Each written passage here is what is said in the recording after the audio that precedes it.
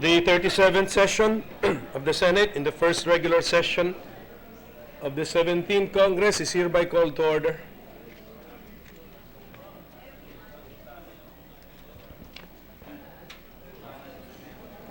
Senator Francis Kiko Pangilinan will lead the chamber in prayer. This prayer is taken from Psalm 46. God is our refuge and strength, a very present help in trouble. Therefore we will not fear, though the earth gives way, though the mountains be moved into the heart of the sea, though its waters roar and foam, though the mountains tremble at its swelling. There is a river whose streams make glad the city of God, the holy habitation of the Most High. God is in the midst of her. She will not be moved. God will help her when morning dawns. The nations rage, the kingdoms totter. He utters his voice, the earth melts. The Lord of hosts is with us.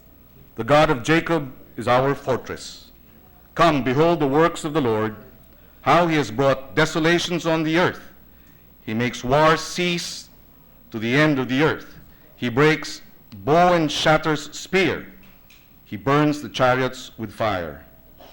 Be still and know that I am God. I will be exalted among the nations. I will be exalted in the earth. The Lord of hosts is with us. The God of Jacob is our fortress. In the name of Jesus we pray. Amen. Amen. Thank you, Senator Pangilinan. The Senate Choir will lead us in the singing of the Philippine National Anthem.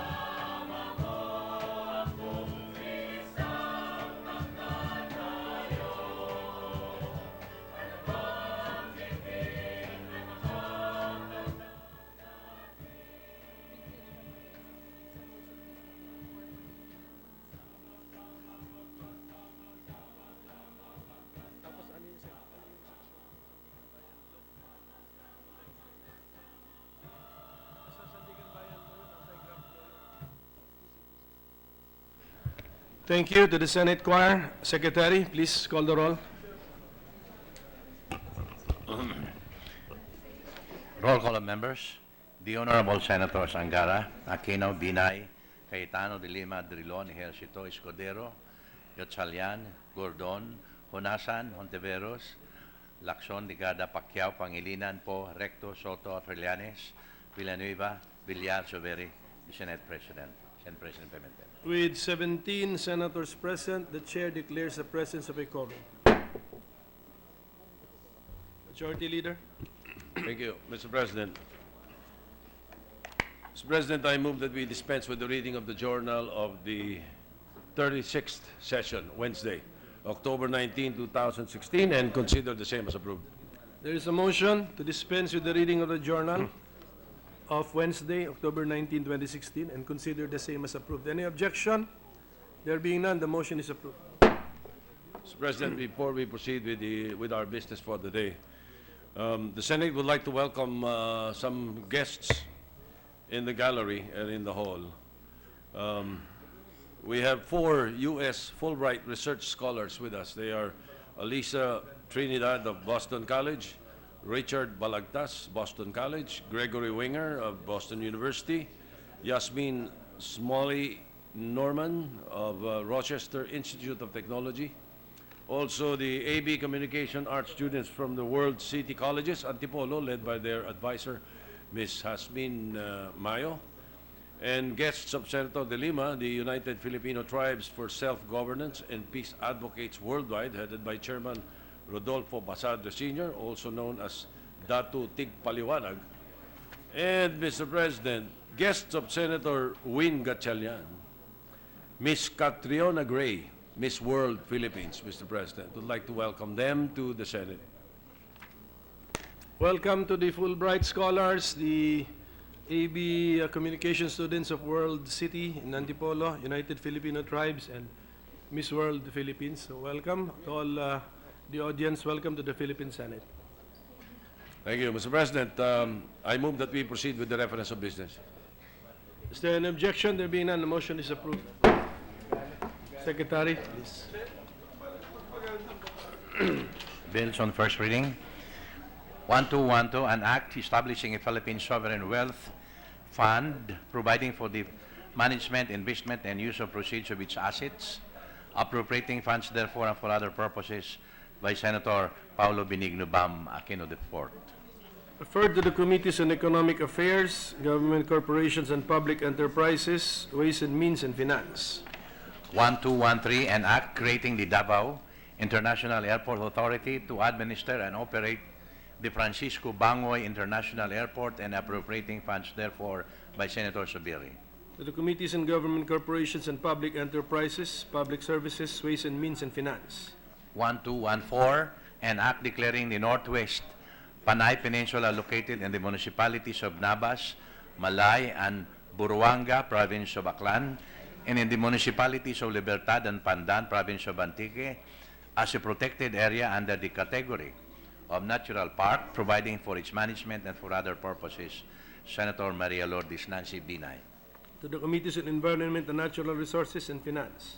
1215, an act strengthening the Philippine Comprehensive Policy on Human Immunodeficiency Virus and Acquired Immune Deficiency Syndrome Prevention, Treatment, Care, and Support, and establishing the Philippine National HIV and AIDS Plan, repealing for the purpose Republic Act Number 8504, otherwise known as the Philippine AIDS Prevention and Control Act of 1998, and appropriating funds therefore, by Senator Grace Poe. To the Committees on Health and Demography, Education, Arts and Culture, and Finance.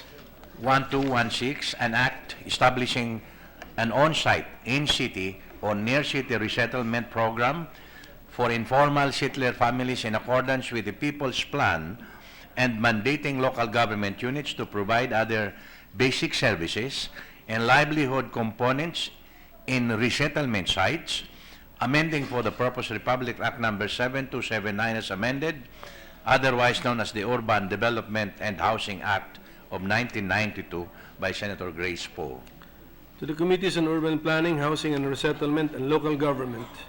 1217, an act rationalizing the economic regulation of water utilities, creating the Water Regulatory Commission, and for other purposes by Senator Grace Poe. To the Committees on Public Services, Civil Service, Government Reorganization and Professional Regulation, and Finance. 1218, an act converting the Maray-Maray Barangay Road in the municipality of Don Carlos, province of Bukidnon, into a national road and appropriating funds therefore by Senator Soberi. To the Committee on Rules, 1219, an act requiring the registration of subscriber identity module cards in mobile phones, Senator Joseph Victor Ejercito. to the Committees on Public Service and Trade, Commerce, and Entrepreneurship. 1220, an act providing for a full tuition fee subsidy, including miscellaneous expenses for students enrolled in state universities and colleges, and appropriating funds thereof by Senator Sani Angara. To the Committees on Education, Arts and Culture, and Finance. 1221, an act rationalizing government interventions in labor disputes by adopting the essential services criteria in the exercise of the assumption or certification power of the Secretary of Labor and Employment, and decriminalizing violations thereof, amending for this purpose Articles 278 and 287 of Presidential Decree 442, otherwise known as the Labor Code of the Philippines, as amended and for other purposes by Senator Joel Villanueva. To the Committee on Labor, Employment, and Human Resources Development. 1222, an act lowering the optional retirement age of public school teachers from 60 years old to 55 years old, amending for the purpose Section 3A of Republic Act 8291, otherwise known as the Government Service Insurance System Act of 1997, Senator Joel Villanueva. To the Committees on Government, Corporations, and Public Enterprises, and Civil Service, Government Organization, and Professional Regulation. 1223, an act amending Presidential Decree 972, also known as the Coal Mining Development Act of 1976, Senator Joel Villanueva. To the Committees on Environment and Natural Resources, and Ways and Means. 1224, an act extending the validity of driver's license and compulsory registration of motor vehicles, amending for the purpose Republic Act 4136, also known as an act to compile the laws relative to land transportation and traffic rules, to create a Land Transportation Commission, and for other purposes as amended by Batas Pambansa Bilang 398, Senator Joseph Victor Ejercito. To the Committee on Public Services. 1225, an act penalizing the lessors of properties used as laboratories and drug warehouses, amending for the purpose Section 8 of Republic Act Number 9165, otherwise known as the Comprehensive Dangerous Drug Act of 2002 by Senator Win Gatchalian. To the Committees on Public Order and Dangerous Drugs, and Justice and Human Rights. 1226, an act granting privileges to students at all levels in public and private schools by Senator Win Gatchalian. To the Committee on Education, Arts and Culture. Resolutions. Number 209, calling on the appropriate Senate committees to conduct an investigation in aid of legislation on the growing number of cases of human immunodeficiency and acquired immunodeficiency syndrome, with the end in view of strengthening prevention, treatment, care, support, and public awareness thereon, by Senator Maria Lourdes Nancy Binay. To the Committees on Health and Demography, and Education, Arts and Culture. 210, resolution urging the Senate Committee on Public Order and Dangerous Drugs to conduct an inquiry in aid of legislation on the reported violent dispersal of protesters at the United States Embassy in order to formulate measures ensuring compliance by the Philippine National Police with the rules of engagement, to craft measures to deter the use of excessive force and violence during rallies, protests, and public assemblies, and to create legislation that will ensure that those who performed unlawful acts during the incident will be held accountable by Senator Grace Poe. To the Committee on Public Order and Dangerous Drugs. 211, resolution urging the Senate Committee on Public Information and Mass Media to conduct an inquiry in aid of legislation on the reported failure of telecommunication service providers to send out free mobile alerts on the arrival of Typhoon Lawin. Senator Grace Poe. To the Committees on Public Services and Public Information and Mass Media. 212, a resolution directing the appropriate Senate committees to conduct an inquiry in aid of legislation on the national government's plans for the Negros Island region and its people. Senator Paulo Benigno Bamakeno IV. To the Committee on Local Government. 213, a resolution directing the appropriate Senate committee to conduct an inquiry in aid of legislation to generate evidentiary data to establish the economic effects upon the consumer in particular and the national economy in general of the present model of operation and regulation of the telecommunications industry, to the end in view of recommending policy to strengthen key economic reforms that are consistent with the country's medium-term development plan and long-term vision and protective of the interests of consumers in a robust economy that is fostered by free competition and inclusive growth. Senator Win Gatchalian. To the Committees on Economic Affairs and Trade, Commerce and Entrepreneurship. Communications. Letters from the Bangko Sentral ng Pilipinas transmitting to the Senate copies of the following certified and authenticated BSP issuances in compliance with Section 15 of Republic Act Number 7653. Circular letter numbers CL 2016 081 082, 083, and 084 dated 29 September, 5 and 6 October 2016, and circular number 927 dated 30 September 2016. To the Committee on Banks, Financial Institutions, and Currencies. Letter from the Office of the President of the Philippines, transmitting to the Senate two original copies of Republic Act Number 10923 entitled An Act Postponing the October 2016 Barangay and Sangguniang Kabataan Elections, amending for the purpose Republic Act Number 9164 as amended by Republic Act Number 9340 and Republic Act Number 10656, prescribing additional rules governing the conduct of barangay and Sangguniang Kabataan elections and for other purposes by Senator Rodrigo Roa Duterte. To the Archives.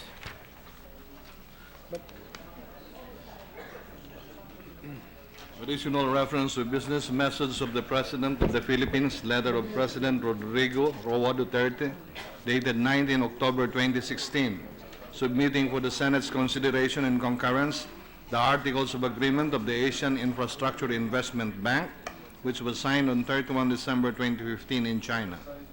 To the Committee on Foreign Relations. Messages from the House of Representatives, letter from the House informing the Senate that on 19 October 2016 it passed the following House bills in which it requests the concurrence of the Senate.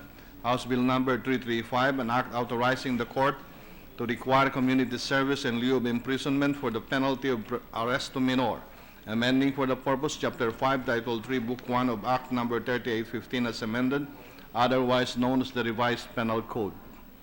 To the Committee on Justice and Human Rights. 336, an act excluding from the application of the indeterminate sentence law those convicted of criminal offenses against a minor, amending for the purpose Act number 4103 as amended, otherwise known as the indeterminate sentence law.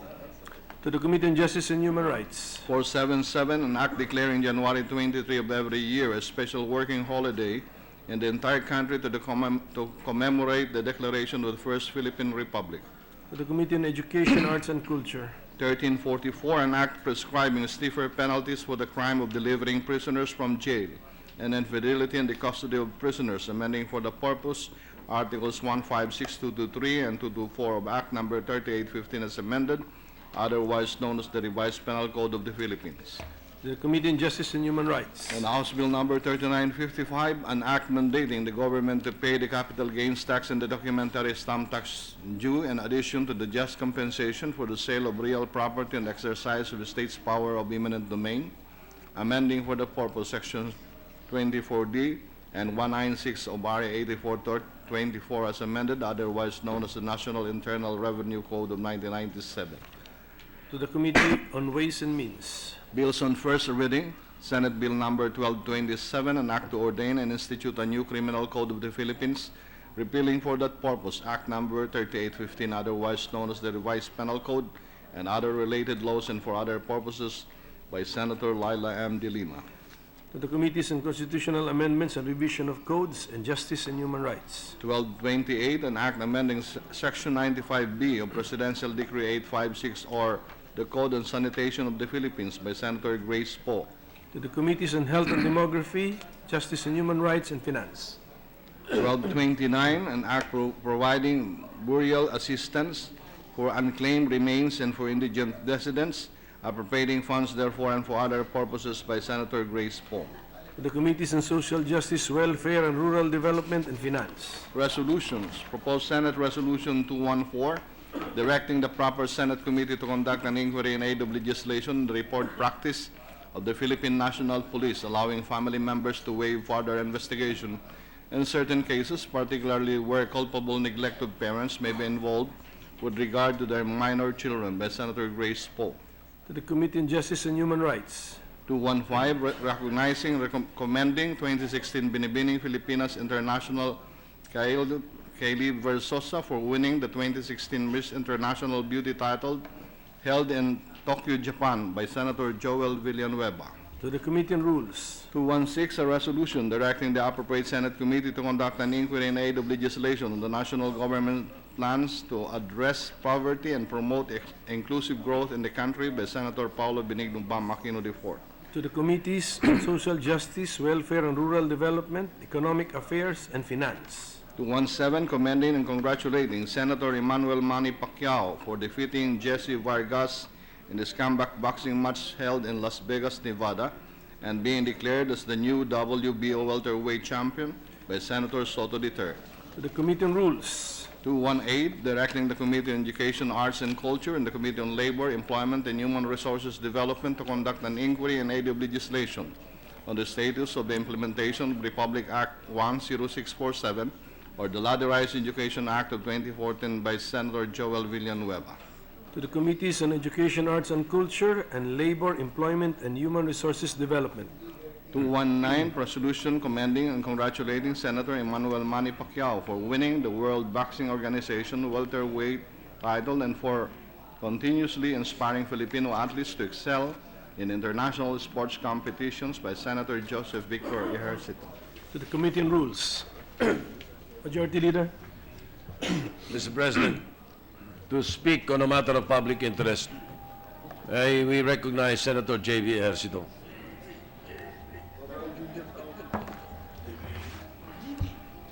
Senator Ejercito is recognized. Good afternoon, Mr. President, dear colleagues, mga minamahal kong kababayan. When I decided to enter politics in 2001, I was fully aware of the tremendous challenges that the public service presented. I knew politics can be dirty. I knew that carrying the Estrada name can be an advantage or an invitation to undue scrutiny. And so as I prepared to enter politics, I promised myself that I will serve the people, especially the disadvantaged, with all my heart and to the best of my abilities. I was a man on a mission to bring back the trust in the name after the events in 2001. I spent my formative years in a Jesuit institution, just like my friend Senator Sani Angara. I was shaped by the teachings of Xavier School in becoming a man for others. I would like to think that this formation helped instill in me a deep commitment to social justice and the dedication to serve others. Today, as I stand before the halls of this hallowed chamber, as the Senator of the Republic of the Philippines, having also served for 3 consecutive terms as Mayor of San Juan City and as representative of its lone district from 2010 to 2013, I am proud to say that I kept these promises and that I never strayed from those principles and ideals. I believe that for 3 consecutive terms, I have served the people of San Juan City well. Under my leadership and with the support of the people of San Juan, we were able to increase its annual revenue from 300 million when I was first elected into office to 1.2 billion when I finished my third term. The economic boom in San Juan was largely due to the increase in investments and improvement of local business as a result of confidence and trust in the leadership of the local government. I still can say I've kept on the good fight, I've kept the faith, but I'm not yet done. There's still a long race ahead to help lead our people out of poverty that plagues our land. As many of you know, part of the attempt to tarnish my track record includes 2 cases now pending before the Sandigan Bayan over the 2.1 million worth of firearms purchased for our police force. The alleged anomalous transaction is anomalous only to the malicious minds and ill intent of political adversaries. It must be remembered that there was a crime wave in San Juan City as well as the whole of Metro Manila sometime while I was mayor, and as the father of the city, I had to act decisively. If I will be imprisoned for fighting crime and protecting the lives of my constituents, so be it. Faced with a similar situation, Mr. President, I will not hesitate to do it again. It is my duty and responsibility as mayor and as father of the city to protect the welfare and lives of my people. I will not discuss the details of this case today, but allow me to say in no uncertain terms that I have never benefited from any transaction in my years as a public servant. I have tried my best to keep my name clean. In fact, there is no blemish on my track record as a public servant until this case progressed to my surprise. I was extra careful as I was mayor and as congressman since I was one of the faces of the opposition back then, Mr. President, during the time of GMA's administration. One wrong move and for sure I will be in trouble. As part of the legal process, the Sandigan Bayan has ordered my preventive suspension as a duly elected senator of the Philippines. I would like to emphasize here that preventive suspension is not punitive and has no bearing whatsoever in determining the guilt of an accused. Mr. President, colleagues, my fellow Filipinos, tomorrow I will voluntarily start serving this 90-day suspension. I will do so because I respect the rule of law. I believe in the fairness and probity of the Sandigan Bayan as an institution. And as a law-abiding citizen, I submit to the authority of the Supreme Court, which recently denied our motion questioning the suspension order. I will do so despite the fact that the issue on what to do with the suspension order is still being studied by the Senate Committee on Rules, which is within our prerogative as a co-equal branch of government. I will do so cognizant of the support of the Honorable Senate President Aquilino Coco Pimentel III, Majority Floor Leader Vicente Soto III, and my esteemed colleagues in this chamber. I will do so despite the fact that serving the suspension will deny the Filipino people of representation and public service. I will do so because I wish to spare the Senate and my colleagues the unnecessary distraction from the important work that we do here. We face many serious challenges in our country, Mr. President, and we cannot afford to get entangled in a legal conflict with a co-equal branch of government. Mr. President, I will temporarily leave my position as senator, but I will continue my advocacies in my private capacity because I believe that serving the people can still be done outside of government. Mr. President, amidst all the materialism of modern life, it is our reputation, our character, our legacy in this world that matter most. This is the reason why I work so hard to make sure that my track record remains unblemished. I have 2 sons, and I want them to know that the virtue of public service and that their father always has the welfare of public in mind when I'm entrusted by the people with a mandate. They can hold on to that covenant of their fathers. When I return after 90 days, I will work doubly hard in order to recover lost time. I will return with increased determination to perform the tasks expected of me as a senator of the Republic. I will return with renewed passion to prove my innocence and to fight those whose only job is to besmirch my name. When faced with difficulties in life, I am always reminded of the words of Mahatma Gandhi. I shall not fear anyone on earth. I shall fear only God. I shall not bear ill will toward anyone. I shall not submit to injustice from anyone. I shall conquer untruth by truth. And in resisting untruth, I shall put up with all suffering. Maraming salamat sa inyo lahat na patuloy na sumusuporta sa akin at sa ating mga adikain. Thank you very much, my dear colleagues, for supporting and believing in me. Thank you very much, Mr. President. Thank you, Senator Ejercito. Majority Leader, Well, Mr. President, last August 30, 2016, the Senate President referred to the Committee on Rules, your Committee on Rules, the copy of the suspension order of Senator Joseph Victor Ejercito from the Sandigan Bayan. Now, the execution of the said order was even contested, not directly contested, but took issue upon the order by Senator Franklin Relon, the former Senate President. I distinctly remember him taking it to the floor and asking about that suspension order, saying that the suspension is not a penalty but only a preventive measure to preclude the involved public officer to influence potential witnesses or to tamper with the records subject to the cases. I do concur with Senator Relon on that matter. But then, the acts subject of the suspension order was committed during the time that Senator Ejercito was still a mayor. And he is no longer occupying the same position. I believe that is one of the reasons why the Senate President referred it to the Committee on Rules before taking any action.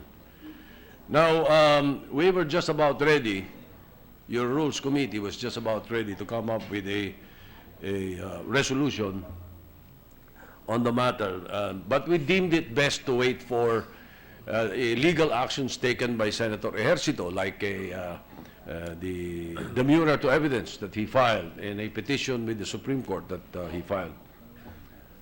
But now, Mr. President, in the light of the manifestation of the gentleman from San Juan, I am bound to bring before the body the suspension order, just to follow the SOP, so to speak. And of course, the voluntary submission of Senator Ejercito makes the decision of the Committee on Rules or any suggestion moot and academic. So I will submit to the wisdom of the President, the Senate President, Mr. President. And just for the information for our colleagues, one issue I wanted to throw to the Committee on Rules was actually the length of the suspension. Because in the Constitution, particularly Article 6, Section 16, sa paragraph 3, when the Senate itself punishes a member, as a punishment with the penalty of suspension, the maximum period is 60 days. And then here comes a law, Section 13 of RA 3019, which allows preventive suspension. We do not dispute the inclusion of senators or members of Congress in the preventive suspension. But that provision of law says that persons can be preventively suspended for up to 90 days. So, in my personal opinion, in my reading of the Constitution, I can see a clash not on the preventive suspension, but on the length of suspension. The Constitution says members of Congress can only be suspended up to 60 days. Law says you can preventively suspend them up to 90 days.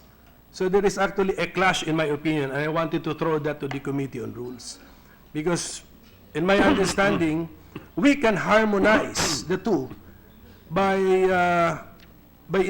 construing or interpreting the two provisions as follows. Members of Congress may be preventively suspended by the Sandigan Bayan, but only up to a maximum period of 60 days. That is my personal reading of the Constitution, harmonizing it with Section 13 of RA 3019. I agree. I'm glad you placed that on the record, Mr. President. And I take it that that is an assignment given to the Committee on Rules. That will be our next assignment, and we will make a study on the matter, Mr. President. What's the pleasure, Senator Pangilinan? Yes, well, Mr. President, the Majority Leader has manifested that the Committee on Rules would study the matter. I was thinking that perhaps we can directly refer it to our Senate Legal Office because it is actually a matter that the Legal Office should be able to look into if, you know, a petition is to be brought forth before the proper the court. In this case, I think the Sandigan Bayan. But I will yield to the wisdom of the Majority Leader. Thank you, Senator Pangilinan. I will take that as a suggestion, Mr. President, and will consult the legal secretariat, Mr. President.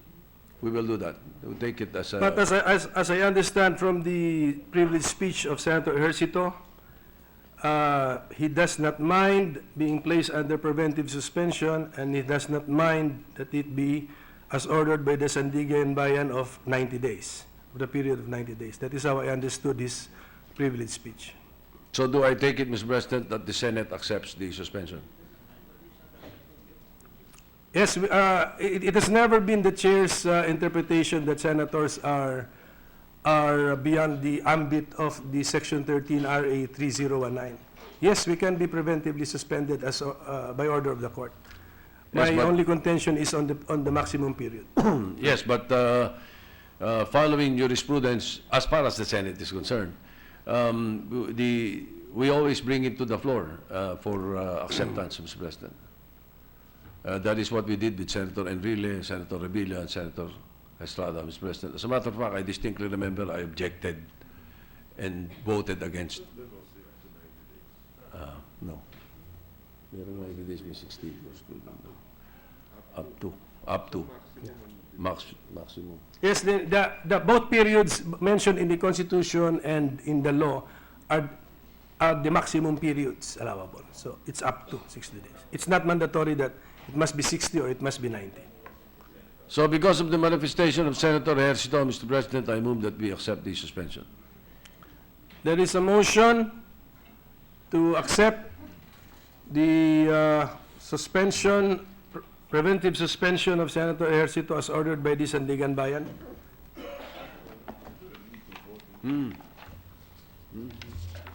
Sige. Senator, the Minority Leader wishes to... Senator take the Recto floor. is recognized. Mr. President, is there a need to vote on this issue? The Majority Leader already stated his basis that it was practiced in the past.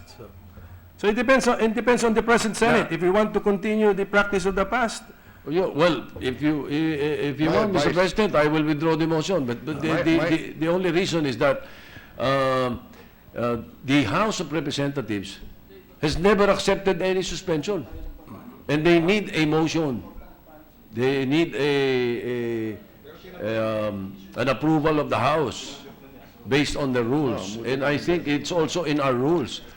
That it's even in the Constitution, if I'm not mistaken, Mr. President, that the Senate is the only one who can suspend its member.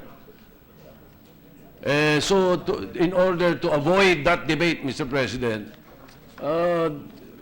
shall we accept the suspension or not? That is the question.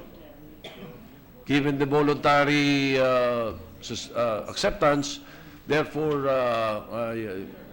we can accept the suspension, Mr. President. Mr. President, my advice is that we do not vote on the matter. It is moot and academic. And assuming we did have to vote, considering what the Senate President mentioned earlier, that the Constitution provides that only 60 days, can we therefore make an amendment to the motion of the Majority Leader that we only we agree to a 60-day suspension period only instead of 90? Mr. President? That is assuming we are to vote on it, Mr. President. Senator Pangilinan. Yes, Mr. President, we have to distinguish between the 90-day preventive suspension, which is not a penalty, and the 60-day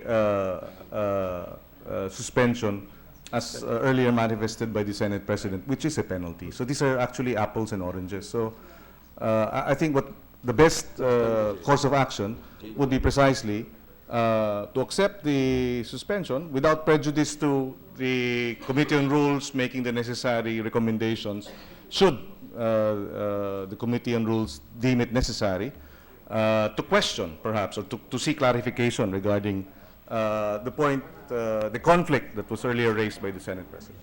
Because, of course, I have noticed the classification of the suspension under RA 3019 as preventive suspension and in the Constitution as penalty.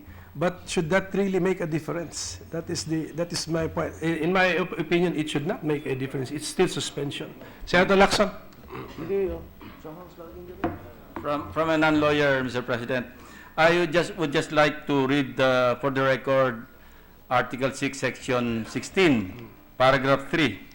It says, each House may determine the rules of its proceedings, punish its members for disorderly behavior, and with the concurrence of 2/3 of all its members, suspend or expel a member. A penalty of suspension when imposed shall not exceed 60 days. I don't think this applies in the case of Senator Ejercito. In his case, it's not the body that is imposing the punishment or penalty on him, but it's the court, the Sandigan Bayan. That's correct. These are two different things, because if we are, as a body, the one punishing a member, then the penalty of suspension shall not exceed 60 days. In this case, we're not the one imposing the penalty on our colleague, Senator Ejercito. It's just my Yes, sir. my opinion, as I said, from a non-lawyer, Mr. President. My rejoinder to that is that if we as the Senate already want to punish a member with suspension, we are limited to 60 days. Here comes a third party, not the Senate, wanting to suspend our member not as a punishment, and we allow it up to 90 days. That is my rejoinder to the issue. Senator Subiri? Yes. To add to the conversation, Mr. President, and that's the reason I agree with the point of the minority floor leader. We do not have to vote for this because I do not want to participate in that voting, Mr. President. Right. Mr. President, one final point from the minority leader Senator before Yes, I sir. take the floor again, Mr. President. Yes, the point being, Mr. President, is that assuming we did have to take a vote on it, what if, for example, majority of the senators disagree and do not accept? What happens then, Mr. President? What will happen then, Mr. President, is what happens in the House of Representatives.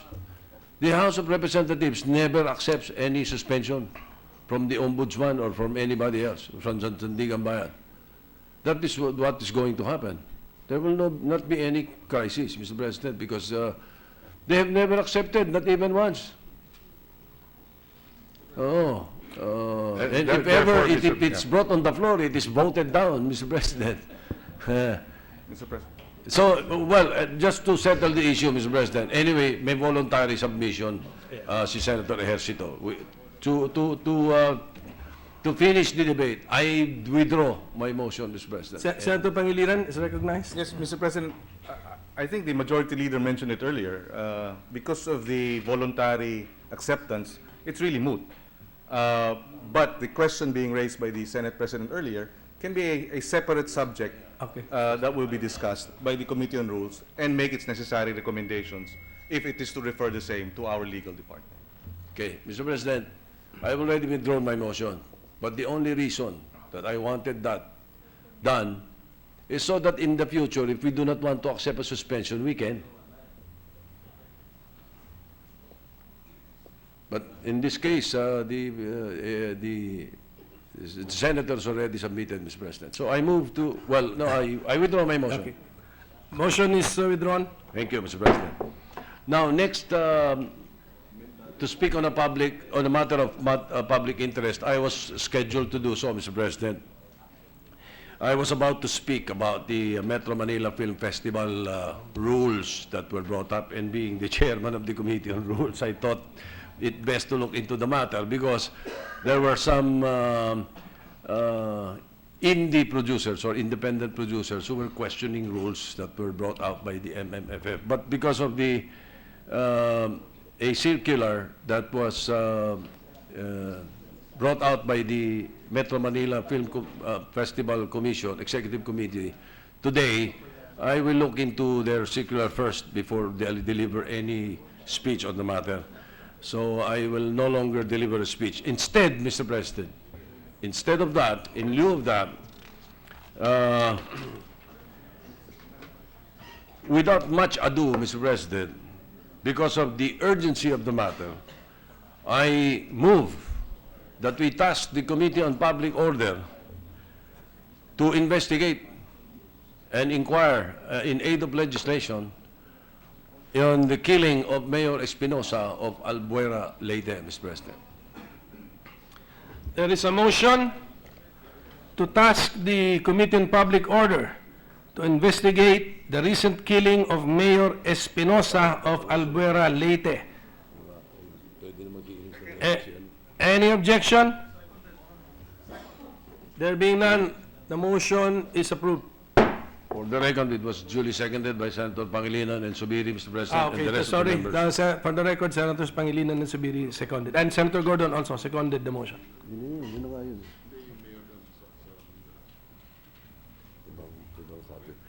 Mr. President, to speak on the matter of public interest, may we recognize Senator Loren Legarda. An objection? Hearing none, Senator Legarda is recognized to speak on a matter of public interest.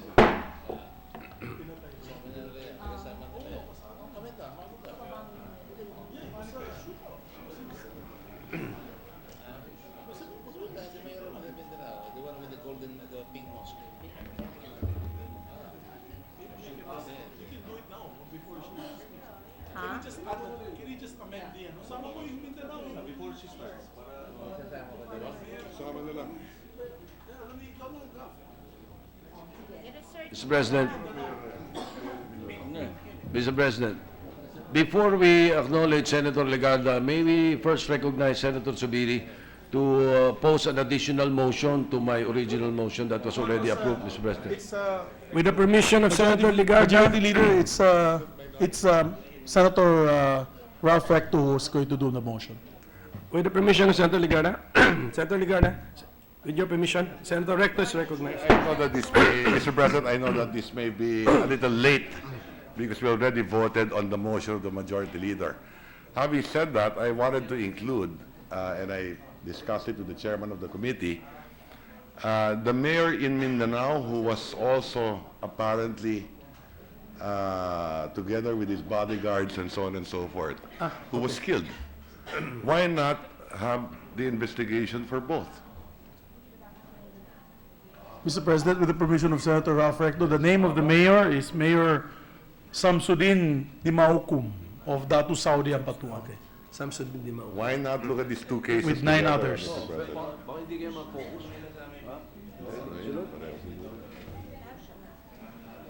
Majority Leader, Well, if there is no objection from the body, Mr. President, I move that we amend my original motion to include. why not make another motion? Yes, all right. Separate motion. Mr. President, I move that we task the Committee on Public Order and Dangerous Drugs to investigate in aid of legislation the death or the killing of Mayor Espinosa of Albuera, Leyte, and Mayor Dimahukom of Maguindanao. Dato Saudi, Ampatuan, in the Autonomous Region of Muslim Mindanao, Mr. President. Senator Gordon, Mr. President, we will have to keep adding because there are other cases. Although in my committee report, I already included the killing of Miss Luz, a crusader in Mindoro by 2 policemen masquerading, riding on tandem. There will be other cases that may be filed. Why don't you just create a blanket, amendment stating that all current cases that will come to the attention of the committee be addressed, if that is possible. Mr. President, maybe we suspend the session for a while, Mr. President. Session is suspended.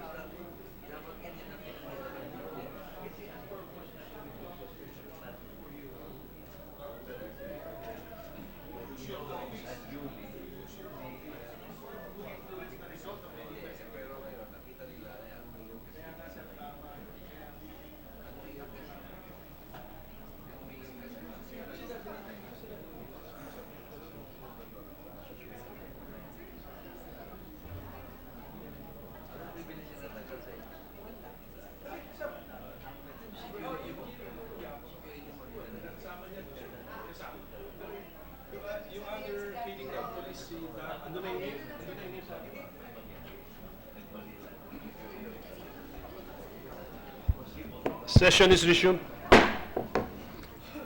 Mr. President, for the record, my original motion was already passed. Now, this motion that I have just recently stated, the latter, Mr. President, I withdraw. Motion is withdrawn.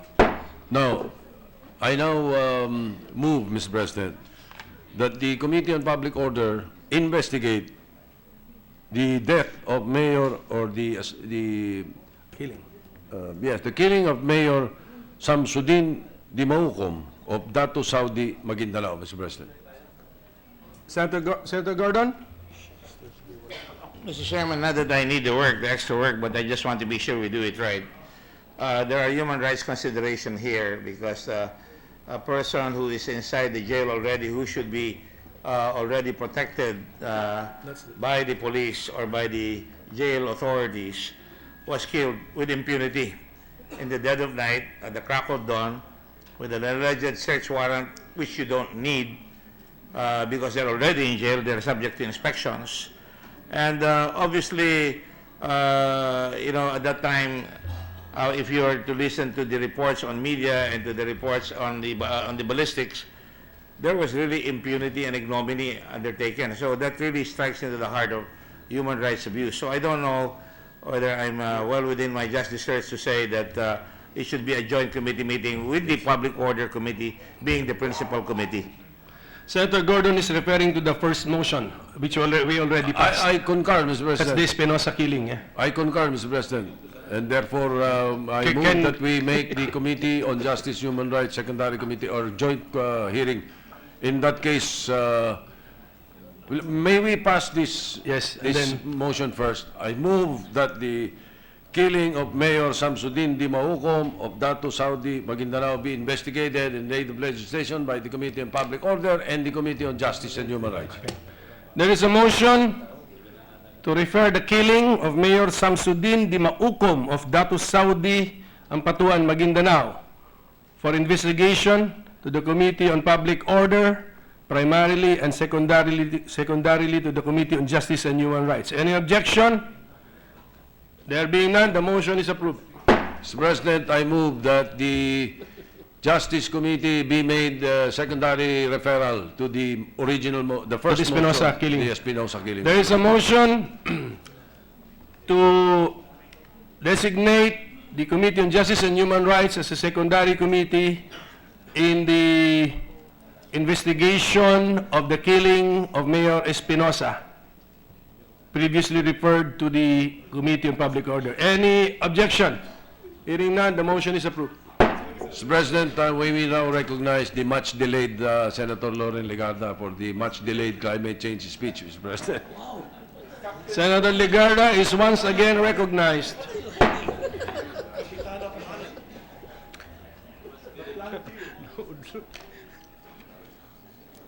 Mr. President, I rise today on the occasion of the entry into force of the Paris Agreement on Climate Change last November 4 and the third anniversary of Super Typhoon Yolanda or Haiyan. And in fact, in the Senate today is one of the victims of Typhoon Haiyan whose home was devastated. And I'm referring to Pete Ilagan. I visited his home 2 weeks ago and saw the devastation 3 years ago of Yolanda. Yesterday was also the International Day for Preventing the Exploitation of the Environment in War and Armed Conflict. In light of the commemoration of Yolanda anniversary tomorrow, allow me first to put on record that we have allocated 25.6 billion pesos housing assistance for victims of Super Typhoon Yolanda under the 2016 budget of the National Housing Authority. Unreleased funds as of June 2016 is 20.7 billion pesos.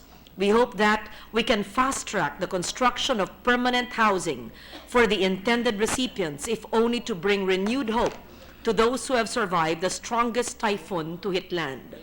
Meanwhile, The 2016 National Disaster Risk Reduction and Management Fund has 18.896 billion pesos, of which 18.433 billion pesos is unreleased as of September 30. I wish to remind our agencies that the NDREAM Fund is no longer just a calamity fund. We should use it to build resilience, reduce and prevent risks in our communities, and to take proactive action so that natural hazards will not turn into disasters that kill and maim our people and impede our development. Mr. President, what does the future hold for us, a nation greatly vulnerable to the ill effects of climate change? We are walking on thin ice. Our future is uncertain because we are facing a crisis that we cannot resolve on our own. Sea level rise threatens to submerge our coastal towns. At risk are 64 coastal provinces, almost all the 80 actually, 822 coastal municipalities, at least half of the 1,600, 25 major coastal cities, and approximately 13.6 million Filipinos, or 1/5 of our population, that need to be relocated from danger zones. Ocean acidification is causing irreversible damage to our coral reefs. With global warming of up to 2 degrees Celsius, 98% of coral reefs will die by 2050.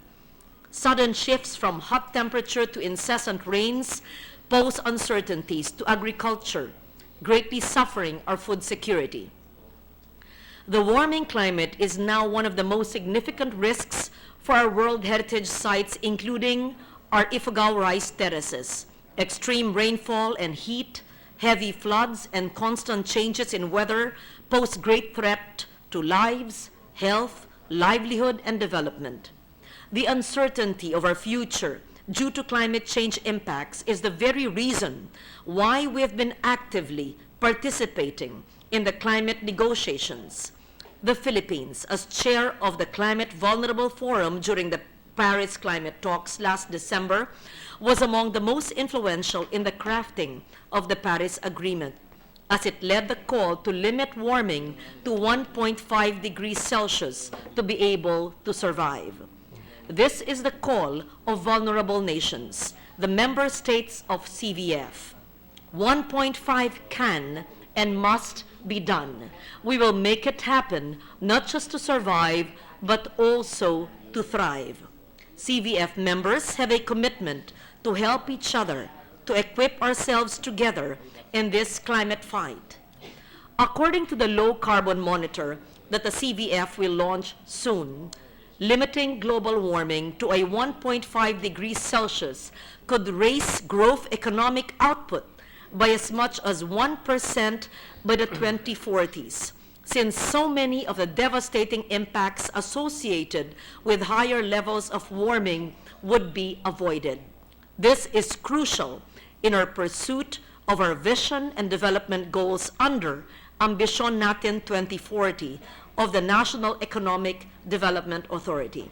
Mr. President, the Paris Agreement will help in our adaptation efforts as it allows the Philippines, as a vulnerable developing nation, access to the $100 billion Green Climate Fund.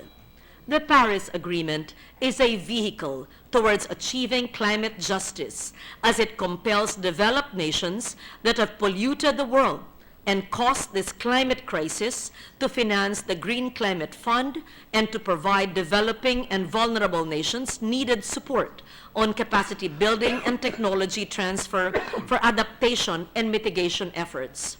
The Paris Agreement will not hamper our development. It even presents opportunities for low carbon development and green growth. The 70% reduction in greenhouse gas emissions indicated in our nationally determined contribution is based on technical and financial assistance that we will receive from industrialized developed nations. Mr. President, vulnerable small island states such as Fiji, the Marshall Islands, Kiribati, Palau, and the Maldives, to name a few, took the lead in ratifying the agreement several months ago.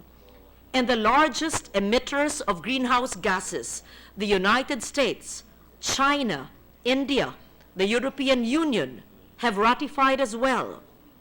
The Philippines' ratification of the agreement will send a strong signal of our continuing commitment to work with the rest of the world in ensuring the survival of this generation and the generations to come, and the ability of the earth to sustain life. It is interesting to note that even small towns around the world are already doing their share in the fight against climate change. Look at this. Greensburg in Kansas built back better after it was flattened by a devastating tornado in 2007. It is now running on 100% renewable energy. Is that not interesting? Wouldn't we want to see Subic, for example, of Senator Gordon to run on 100% RE? Or perhaps the Valenzuela city of Senator Gatchalian, or San Juan of Senator J.V. Ejercito, or even perhaps my home province of Antique or your Cagayan de Oro, or even the Las Piñas of Senator Villar. In the village of Kalisari in Java, Indonesia, tofu businesses used to throw away the water they used to create tofu, the liquid used to contaminate local water supplies until they turned it into tofu biogas. How interesting, which could replace 62,000 tons of fossil fuel a year. In the Tayebat workers' village in Egypt, sandstone buildings have solar panels on the rooftops. The architects behind the project aim to change the usual thinking that solar panels are ugly and undesirable. I'm happy to note that the green advocacy architects of the United Architects of the Philippines are also present here today, and they've created green-friendly buildings and low-cost homes as well. In the small British town of Ashton Hayes, residents are working together to make their community carbon neutral through lifestyle changes such as taking fewer flights, using clotheslines instead of dryers, and improving the insulation in their homes, shrinking their total carbon footprint by 40%. In fact, could be much more than this. We could actually be not just carbon neutral, but carbon negative. These examples only show that we can all be part of the efforts to fight climate change, no matter how small or vulnerable we are. Even Senator Lacson has a solar-powered home, a recent climate convert. In fact, our vulnerability has made our voice significant in the climate negotiations. We have become the poster child for climate change impacts. Our experience in Yolanda was one of the rallying points for a more ambitious Paris Agreement. If we fully accept and embrace the agreement, we can influence the decisions on how the accord will be implemented, and we maintain our leadership role in the international climate talks and advocacy if we are part of the discussion. However, if we do not ratify, we are left in isolation while waiting to be another victim of natural hazards. While our future may be uncertain, we can define the kind of future we want. We are part of a community of nations that can support us in addressing our vulnerabilities. We should be part of the body that will decide the future of our planet. We cannot be left out of it. And with the Paris Agreement, we can only stand to gain and nothing to lose. Thank you, Mr. President. Thank you, Senator Ligarda. Mr. President, may we recognize Senator Gatchalian and then Senator Zubiri? Senator Gatchalian is recognized. Thank you, Mr. President. Will the Madam Senator yield to a few clarificatory questions? Yes, of course, from the chairman of the Committee on Energy, Mr. President. Yep. Mr. President, much has been said about the COP21, the agreement of the Paris Agreement that was signed But there's a lot of unclear provisions and unclear elements in the agreement. And I want to be clarified because this agreement is actually intertwined with the growth of our country. But it's not very clear how it is intertwined. And the 70% reduction in carbon emissions at face value seems to be very big. But will does the Madam Senator know where does the 70% reduction come from and what are the components of the 70% reduction? Yes, Mr. President. The 70% reduction in greenhouse gas emissions up to 2030, first, is based on technical and financial assistance that industrialized nations will give to the Philippines. Second, this was not a number plucked out of thin air. From what I understand from the Climate Change Commission, agencies of government were consulted, and there were submissions from agriculture, trade, transportation, and many including energy, and many other submissions from various agencies. And that is the reason why the Climate Change Commission now is still waiting for the certificate of concurrence of 33 agencies, and 10 have submitted. But previous to end of June or June 30, all these 30 agencies have already submitted their certificates of concurrence. And so the submission of all these agencies now is simply administrative or ministerial, because this was thoroughly studied. Let me just state very clearly that the nexus of sustainable development and climate change mitigation and adaptation is actually intertwined. That we can develop, in fact, to develop sustainably is the way to go. To do it any other way, Mr. President, would be catastrophic to our country.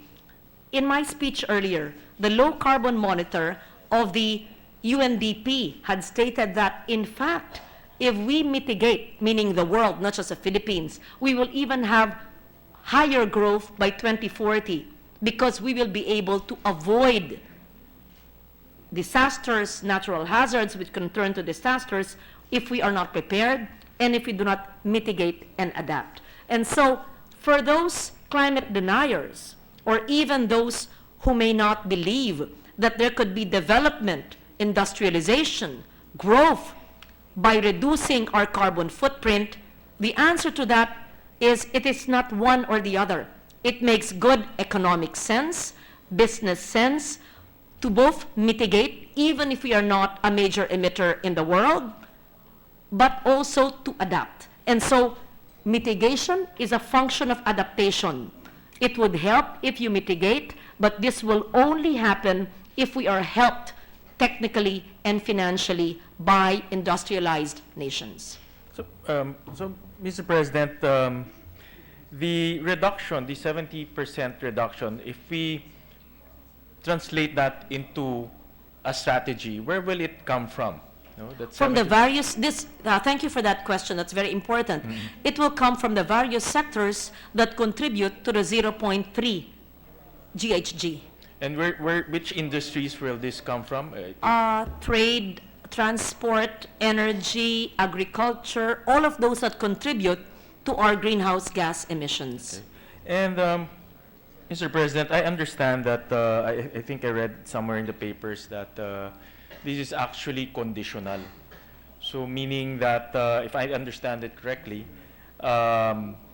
we will be drawing some financial support and use that financial support to mitigate and reduce our carbon emissions. Yes. And this condition is part of the agreement.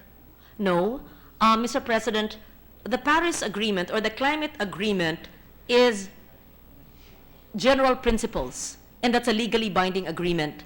Our submission is our contribution, and this, after ratification, we can even change it to 50%. This will be reviewed every 5 years, and this is our submission of our commitment. It is not included in what Maldives and the US and China signed.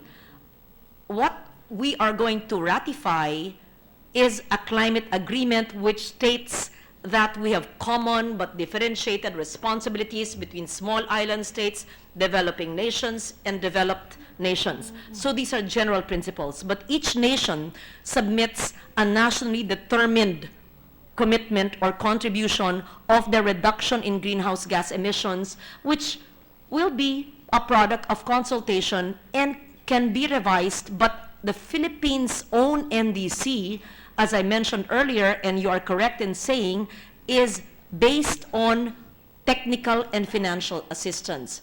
If they don't help us, how can we achieve that? We cannot do it on our own limited resources. So this is hinged on drawing from the technical assistance as well as And the financial assistance Yes. from the international community. Yes, Mr. But- President. Mr. President, would you know if the fund is already available for countries like us to draw, or this is only a pledge from the developed countries? I understand, Mr. President, that this has long been a pledge, and it is supposed to be set up already, and perhaps in Marrakesh, which is happening this week or next week, this will be discussed when would the drawdown or partial drawdown of these funds. In fact, I think the reason why Fiji and all these island nations have already ratified early on, they might be one of the first to access these funds. And just to note that it is not just the Green Climate Fund. There's the GEF, the Global Environment Facility, and many other funds all over the world that the Philippines can access. So as soon as we ratify this treaty, we can already tap into that fund that will enable us to develop our capability and reduce our carbon emissions. That is Yes the- or no? First, immediately, I am not certain of that word immediately, because I don't want anyone to stand here and say, how come we applied for $1 billion and we didn't get it? I am certain that there will be procedures where small or big nations can actually access the fund. And I'm speaking not only of the Green Climate Fund, but other funds all over the world. Second, this is not simply for mitigation or to reduce our emissions. As I said, we are at 0.3, but it can be used for adaptation, for infrastructure, for Yolanda victims, housing, early warning systems, mangrove reforestation, tree planting, NGP. There could be many more creative ways, and it is for adaptation and mitigation, meaning the climate agreement is not an agreement only to reduce emissions. No, it is an agreement both for the reduction of greenhouse gas emissions, called mitigation, or it is also an agreement for adaptation, which includes everything that I said before this. And Mr. President, earlier you mentioned that this agreement is binding. So meaning if, for example, the Philippines cannot comply, what will be the recourse against, if there is any against From our my country? understanding, Mr. President, and this I have to validate with the lawyers who negotiated, the climate agreement is a legally binding agreement.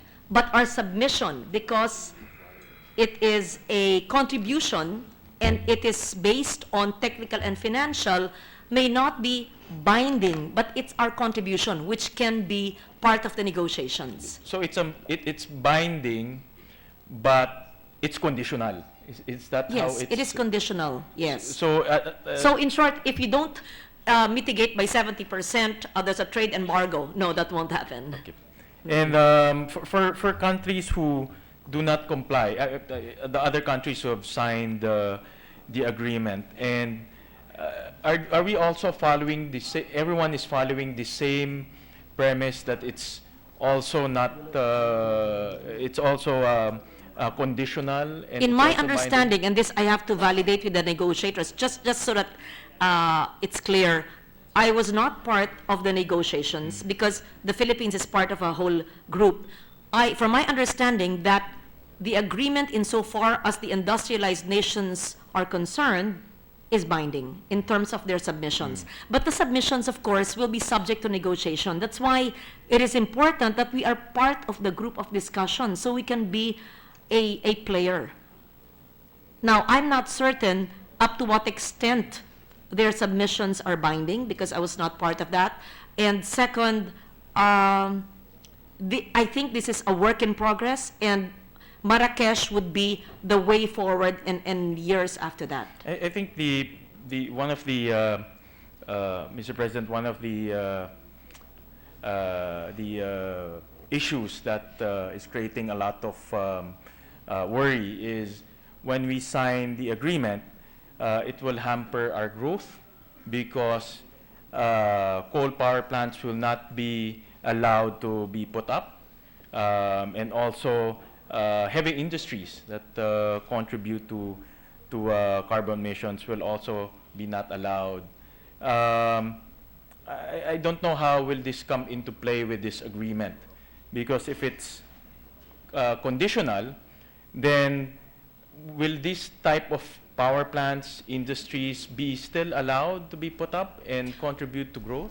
Mr. President, the agreement, as I said, are general principles, and so it does not specifically say that coal plants are banned, that heavy industries are not allowed.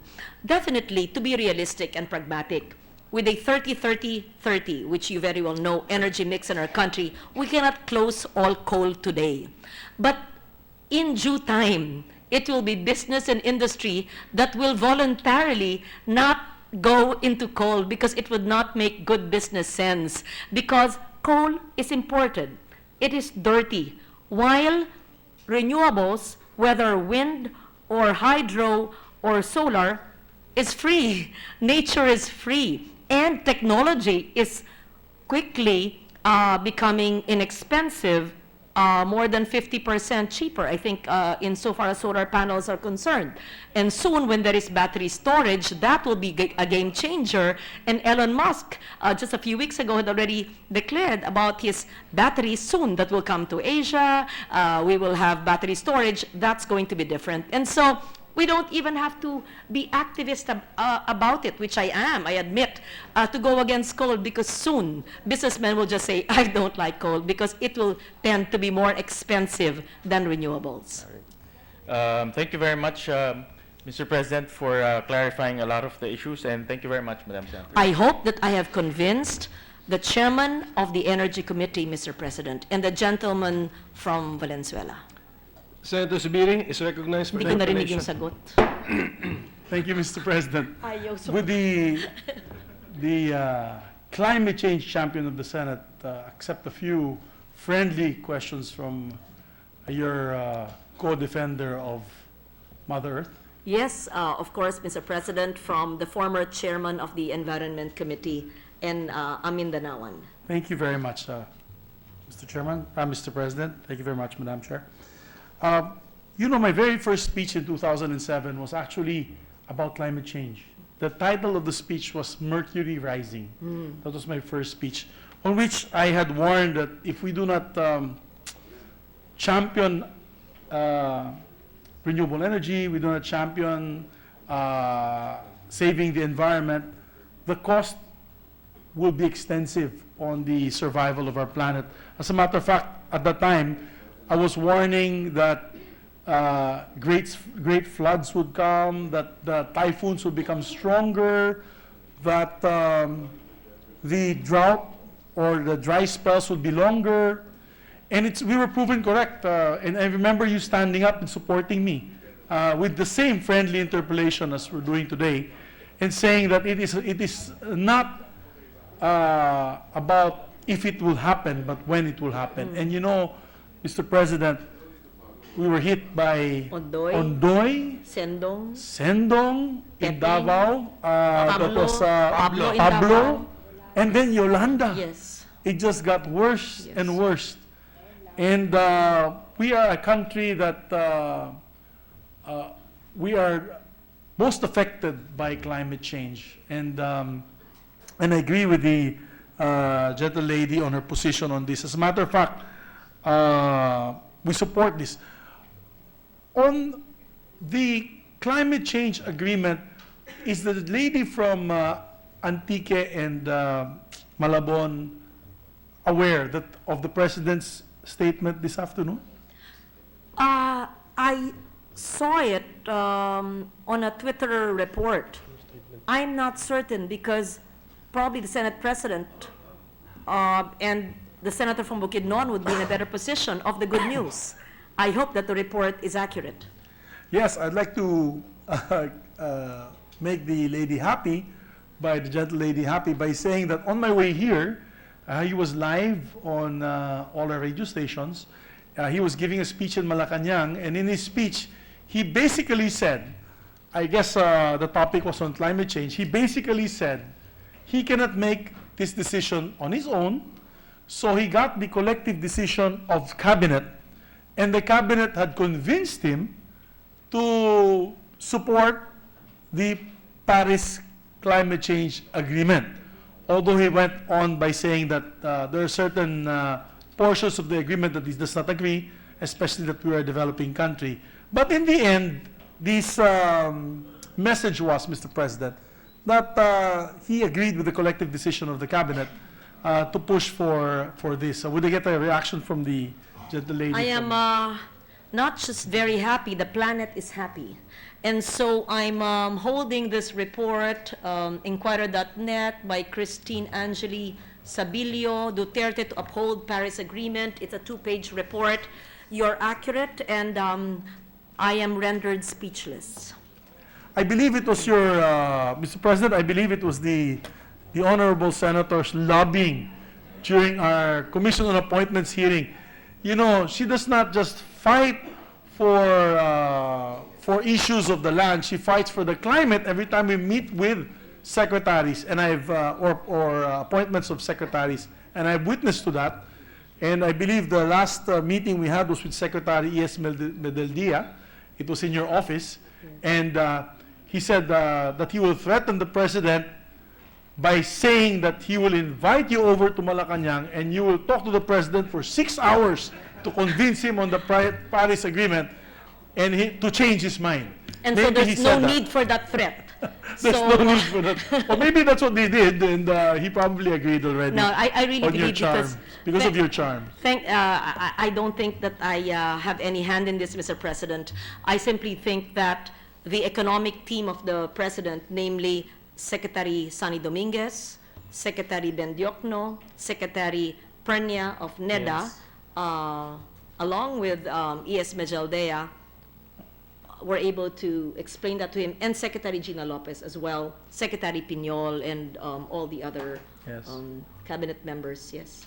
Yes, because it would be a waste, Mr. President, if we do not be part of the Paris climate change agreement, especially with the fact that we are the most, I think we are the top 3 most vulnerable, in the top 3 most vulnerable nations when it comes to climate change. Definitely. And we could utilize, and I remember you mentioning this to me, we can utilize the Justice Fund, a climate justice fund, wherein countries like ourselves, Green climate Mauritius, fund, it's a green climate fund, but it's actually A climate justice justice fund, yes. fund for countries that are most affected by the pollution of major nations on the world. Yes. And I would like to also ask the support and of the lady senator on our inclusive mobility program, wherein we would like to push for more bike lanes, more elevated walkways in the city, True. so less cars, less smog. True, true. Because you know, I am, yes, Yes.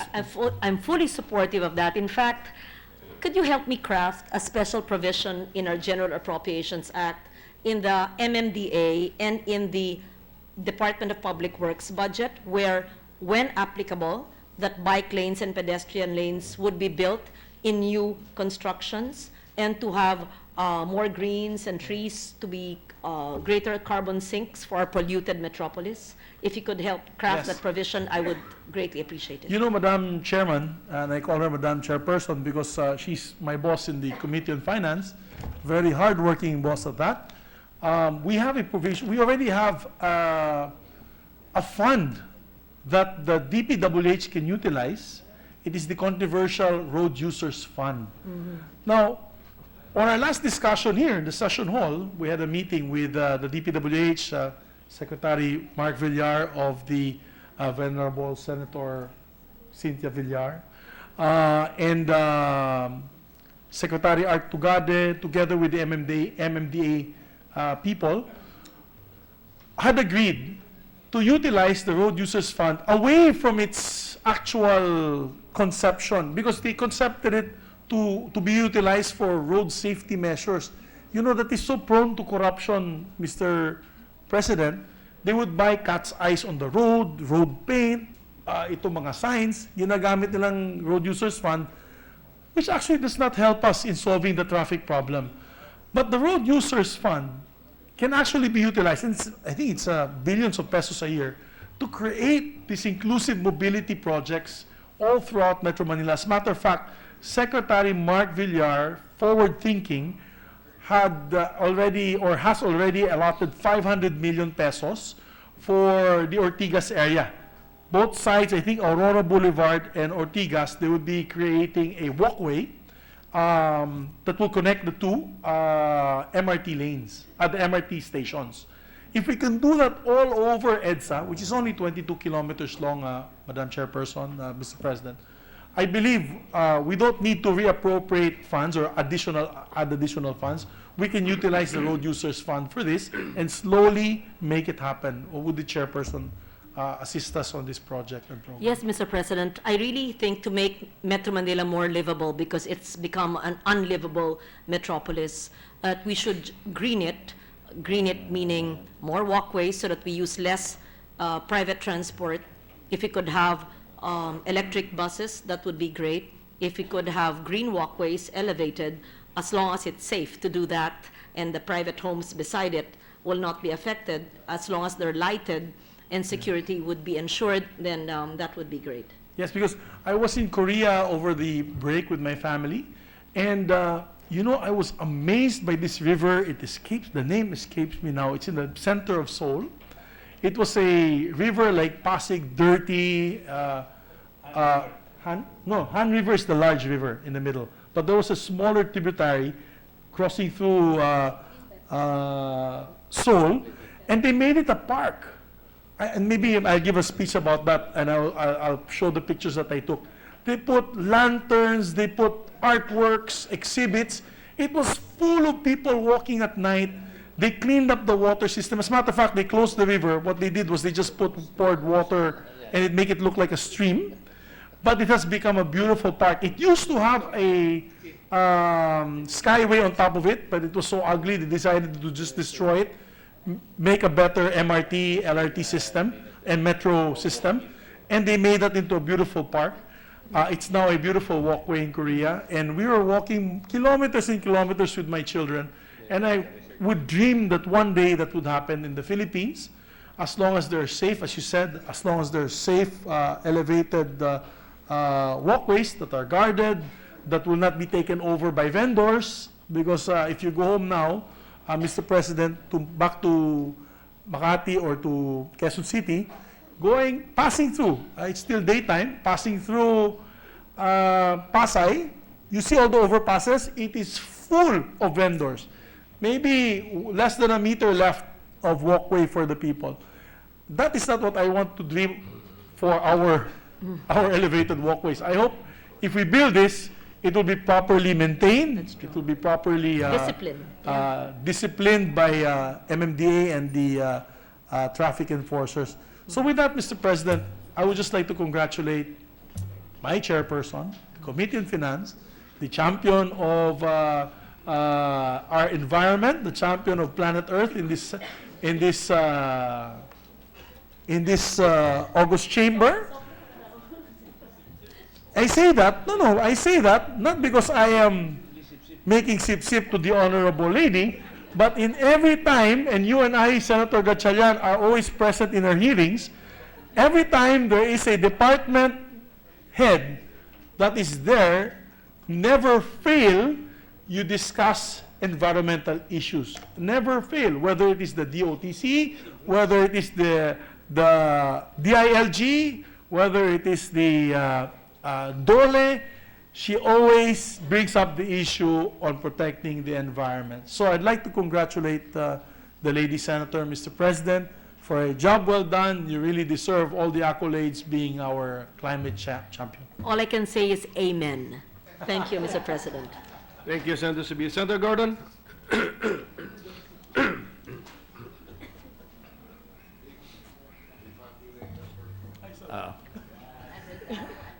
Green Airport. Will the gentle lady yield a few questions, my good Yes, friend? of course, Mr. President, to the very dynamic, proactive chairman of the Red Cross, author of the NDREAM-C law. Thank you, Mr. President. Thank you, ma'am. Let me just begin by being shocked at the fact that you made some quotations here about budgets on the, which states that the housing assistance for victims of Super Typhoon Yolanda under the 2016 budget of the National Housing Authority amounts to about 25.6 billion. Now, I've been reading the papers, even if I had been in other countries. I've been going through the Facebook and the news coverage on Facebook, on the internet, and there have been a lot of concerns about the fact that up to now, a lot of people are still in need of housing. Now, in the Red Cross, we spent about 3.8 billion pesos for housing, and we have finished about 76,000 homes. I'm just shocked. I just want to be sure that this is just for 2016, which means that they spent something in 2015 from the 2014 disaster. Is the gentle lady aware of how much was spent so far in housing in terms of Yolanda? The facts I have now, Mr. President, are the unreleased funds, and the reason for that is there is no land that they can find, or the slowness of the local governments to be able to provide the land to be able to build the houses for NHA. But let me see, 1 minute suspension if you want the 2015 budget unspent. Yes. 1 minute. Session is suspended. No, I was going to.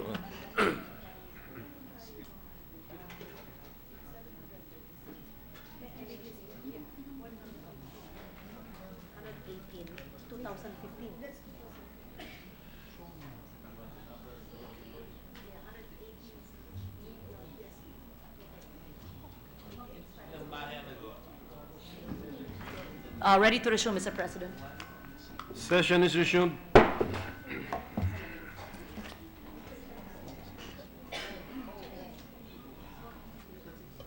You will be shocked further, Mr. President, that when we see the headlines, we see people and children who need housing, and the National Housing Authority has 118 million unspent, unobligated of the 2015 budget, meaning that in less than 2 months, this will revert to Treasury.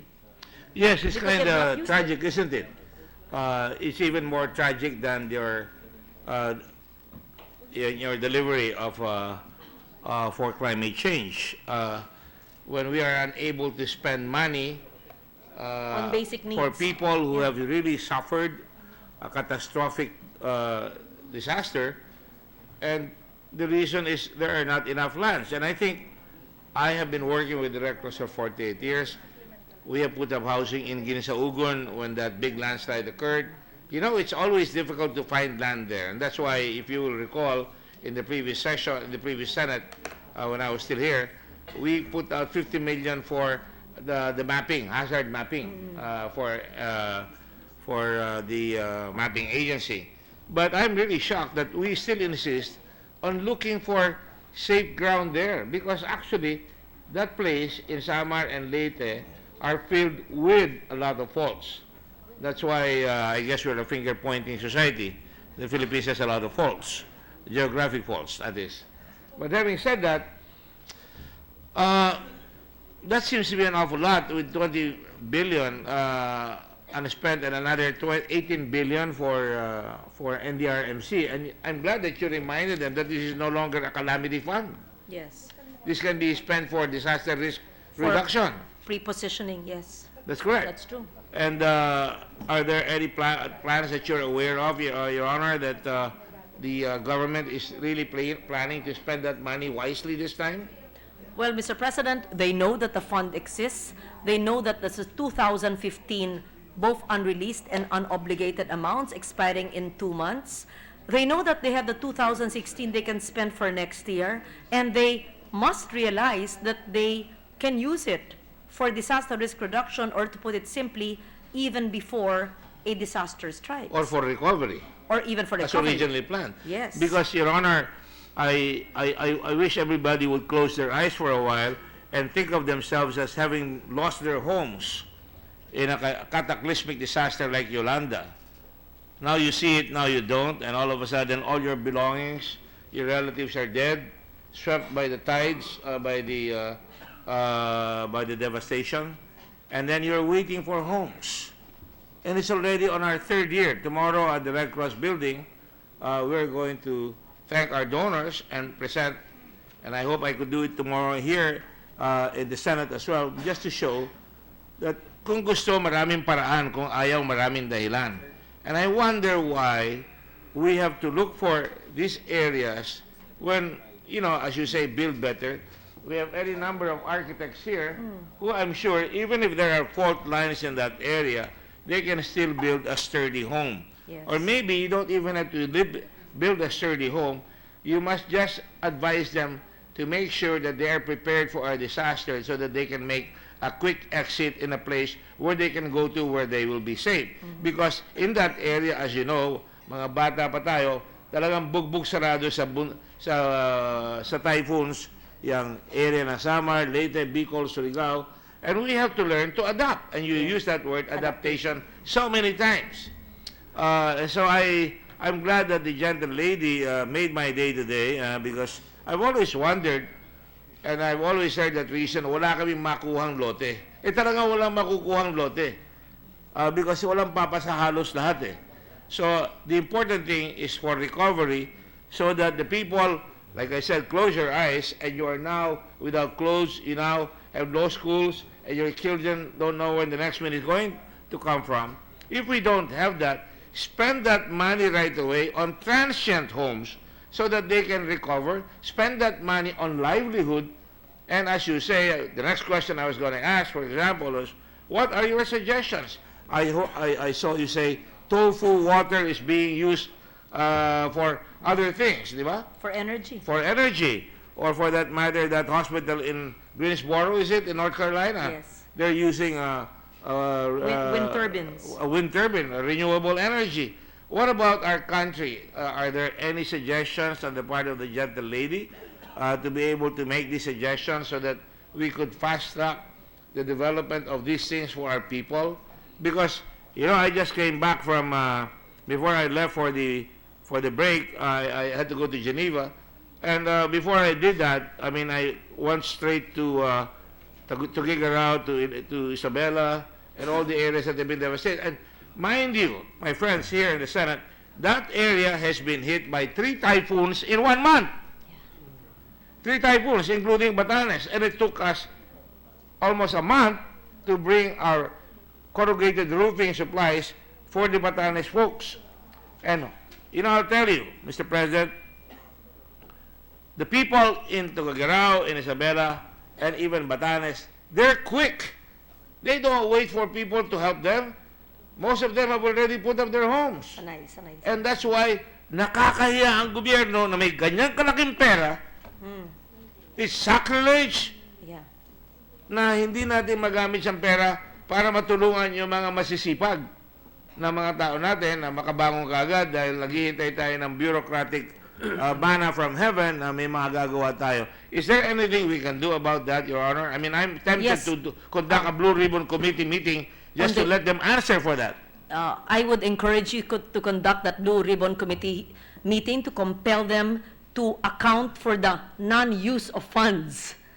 But first, what can they do? First, we have the 1:10,000 mapping of the Philippines insofar as geohazard is concerned, meaning we have already the vulnerability assessment. We Yes. know where to build and where not to build. So whether you are in Batanes or you are in the eastern seaboard area, so they can identify where these areas are. Second, you yourself said, and you're correct, mabilis pa yung mga lokal magtayo ng bahay. And it is said that the stone houses of the original, of the Ivatans withstood the strength of the typhoon because it was built the indigenous Stone way. houses, yeah. Yes, the stone homes. So what we should do is to anticipate the strength and gustiness of the wind and of areas that have storm surges, vulnerability, and tsunami, and build in areas which have been approved based on the geohazard and multi-risk assessment. So assuming they've found an area that they've passed the geohazard area, then to build according to the strength of the last typhoon or 10% stronger than that. So we build something that could withstand something stronger.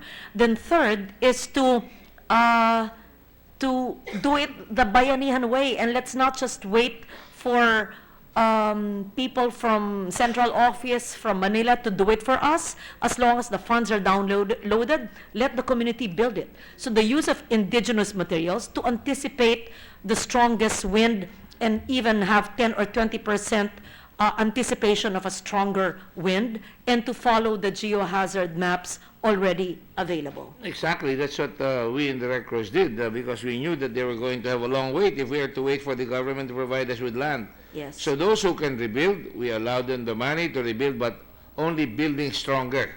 Yes. 6 posts instead of 3. Correct. Thick GI sheets that are tied up by, Yes. you know, so far we have not lost the homes yet, and knock on wood. But my point is, why do we wait? I mean, why do we let our people suffer? It's bad enough that you suffer a cataclysmic disaster, lose your relatives, lose your livelihood, and yet the money is there, and it must be terribly frustrating. Naghihintay ka ng pera, alam mo may pera, hindi dinadala yung pera, at ang rason wala kami mapaglagyan ng bahay. Di ba kasalanan sa Diyos yan at sa taong bayan?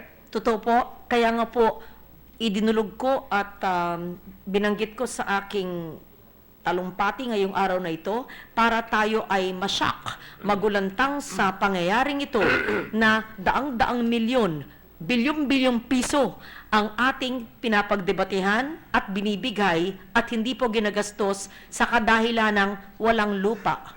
E di maghanap ng lupa at gumawa ng ibang paraan. For me, it's sheer incompetence. Sa tagal ko po sa Red Cross, ang nakita ko po basta bigyan mo yung taong masipag ng paggamit, gagamitin matayo yung bahay.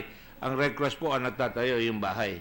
Meron tayong mga community groups na nag-identify sa kanila, at meron tayong mga karpentero na nagiging parang advisor nila para diretso yung asinta at natatayo nila yung bahay na lalong madaling panahon. In fact, kung hindi po kaya ng NHA, bakit hindi na lang mag-agreement with Gawad Kalinga or Red Cross or credible organizations who can build it if they can't spend their funds? And let me tell you something else, Your Honor, Mr. President. I once was with Sir Nicholas Young, who is the head of the British Red Cross, and we went to Iloilo, your area. And would you believe that the previous typhoon, they built homes that the people don't want to live in because it's so far from the shoreline. Because ginawa lang ng bahay para may pakitang tao, yung mga tao, nagtayo uli doon sa shoreline. Now, this is something that we think we in Congress can help with. For example, if people, for example, if you read the papers today or yesterday, makita ninyo yung shoreline na no-build zone, panay build zones. Tinanggal nila yung no. Kinross out nila yung no, ginawa nilang build zones. So they're still in danger. So ang sinasabi ko, bakit ba kailangan natin hintayin pang makakuha ng report na katulad yan? Actually, matagal ko nang hinihiling yung mga numbers na yan. And I'm glad the very competent gentle lady from everywhere, because she's Miss Climate, and climate is everywhere. You were able to come up with these facts and figures, which I'm sure, as a civilian, I could not possibly get with ease, no? So the point that I'm trying to raise here is more than climate change participation. You will recall when Senator Biazo and I sponsored the NDRMC law. The most important part there is community resilience. Yes, you're correct. And we didn't say it's not natural disaster anymore. I added the word risk reduction. Risk reduction. The phrase is risk reduction. Yes. I can claim that. I told Pong Biason that, I remember. But that is important for people to remember. We tend to think, oh, nagaya ba si Gordon? Sabi niya, risk reduction. But in reality, I want to emphasize that because you can never have a complete area where you'll be totally safe. Risk, But you reduce the risk. you reduce the risk. If you are reduce prepared. the risk, and Yes. you attain community resilience. And you will be able to get more from it a lot faster. And the so-called bureaucrats in the government, not all of them are bad, if they are given just the impetus, just the trust and the confidence that when they really try to innovate, they can bring that 25 billion pesos that is due for 2016, where they have not built that many homes. I would imagine they've only built a few thousand homes, and they could have done it faster. And all they have to do is talk to us here and fine-tune the law so that we can allow them to do that.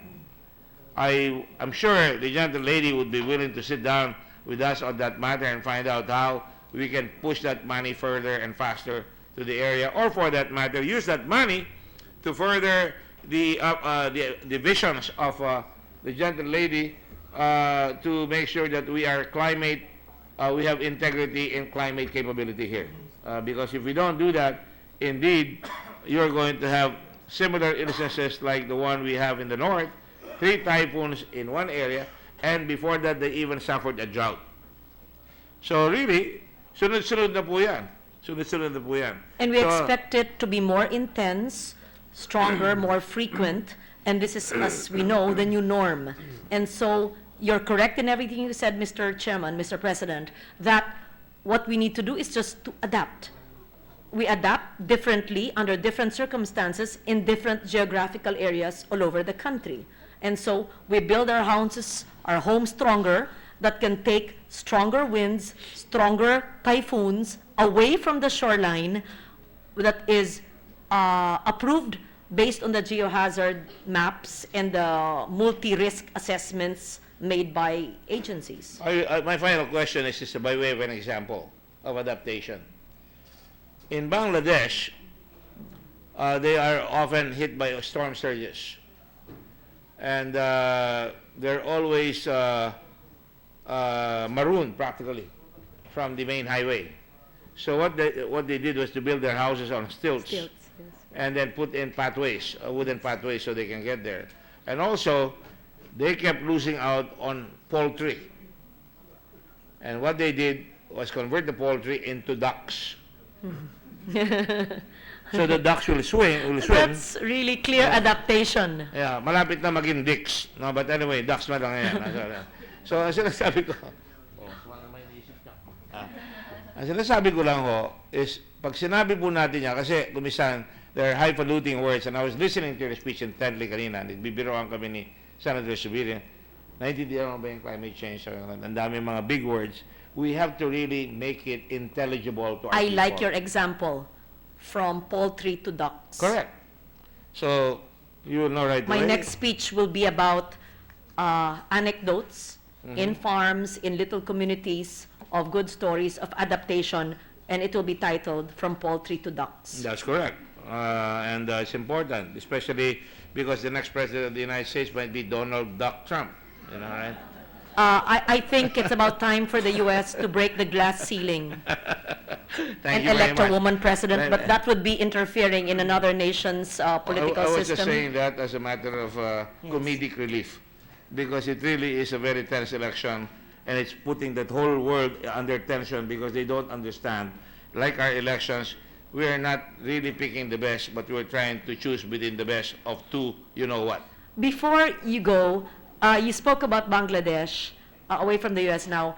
Another innovation they did in adaptation is very low-tech. In their early warning system, they have red flags where if a tsunami is coming, that would be their signal to their neighbors. They have the buddy system, so they have gongs or bells, and they wave red flags as a warning signal to evacuate to higher ground. In the Philippines, ma'am, we Pito. do. I would appreciate receiving 3 a- whistles mean evacuate. I would appreciate receiving a red Ready, oh. whistle like yours for Christmas, perhaps for all of us. You can put it on our desks Well, you tomorrow. just gave me, I will assure you that every senator will get a Christmas Very good. present, a Red Cross whistle, but I will also expect that they contribute by way of blood donation or by way of membership so that we can sustain the battles that we have to face, the challenges that we have to face. But Thank let me you. just commend, Mr. President, the wonderful speech of the gentle lady. As usual, she is like wine. The more she grows further, the more it tastes better. I didn't say older, I said further. See, that's how much I love her, you know. Thank you very much, The Mr. love President. is reciprocated. Thank you. Thank you, Mr. President. Senator Villar is recognized. I just want to make a manifestation to Senator Ligarda.